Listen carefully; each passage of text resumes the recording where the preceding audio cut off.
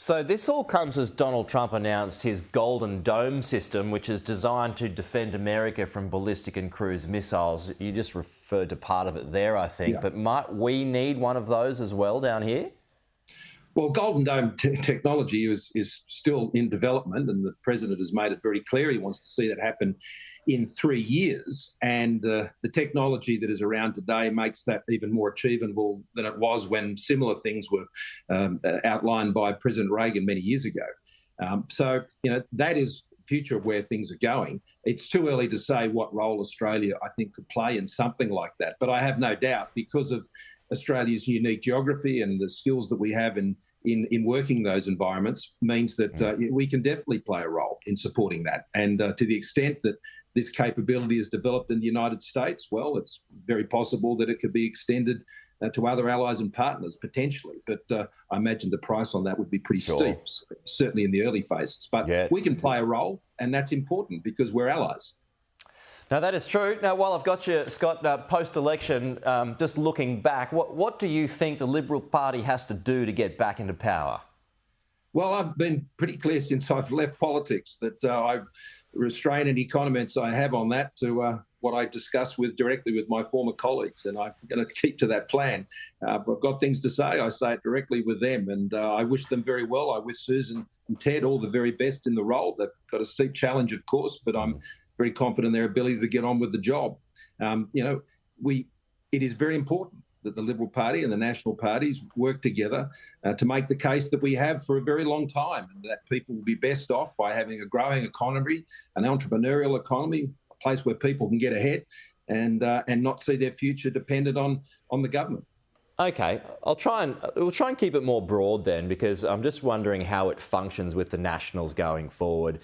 You never really had this kind of split that we saw here last week, but post-election, you would have seen that city voters appear to want more progressive policies, not so much in the case. So how do you balance those competing policies for the next 3 years and beyond?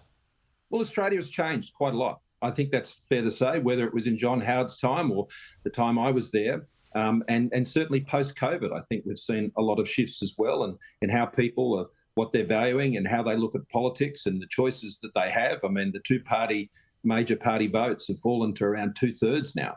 And that's a trend that's been going on since the 90s. And that presents new challenges. And you're right to say that that's the case. But what still is true is that people want to have aspiration. They want to get ahead. They want to see defence and national security ensure that we can have a peaceful region, and that we can get on well with our neighbours, and that we can have the services that Australians rely on. And all of that depends on a strong economy. That always remains the core message, I think, of the coalition. And, there's always tensions in the coalition, even in more easy times. But you work through them together, and I think that's what Susan in particular has done, and I commend her for doing it. Would you be, and we'll close here, but should it be returning to that party of aspiration? Should it be looking at things such as cutting the corporate tax rate for small businesses, things like that, so people can get ahead, while also showing a point of difference between the Labor Party, because it doesn't want to just copy everything that it does, which it appeared to do the last election? Well, look, again, I won't make a commentary on what happened at the last election, but I will say this. It has always been the heritage of the Liberal and National parties to stand for lower taxes, stronger defence, stronger national security, and an economy that can support essential services like health, education, the NDIS, all of these things. And you match that with some well-respected fiscal responsibility, and that can always put Australia in a stronger place. That has always been our position. That remains the position of the Liberal and Nationals parties, and it's important that they work together to convey that message in a time where I think people are seeing often their economic security these days more in government shielding them from economic cycles rather than the policies that help them get ahead. Now, that's understandable. COVID, I remember I was there. It was a very difficult time for people, and I think it really had a profound effect on our country and what they expected from government in the future. But it's always important that at the end of the day, we're an entrepreneurial, free country that supports people to get on and make their own futures. And I think we've always been the party that stood for that. It's good to see you, Scott Morrison. Thank you. Thank you for your time. We'll chat to you soon. All the best.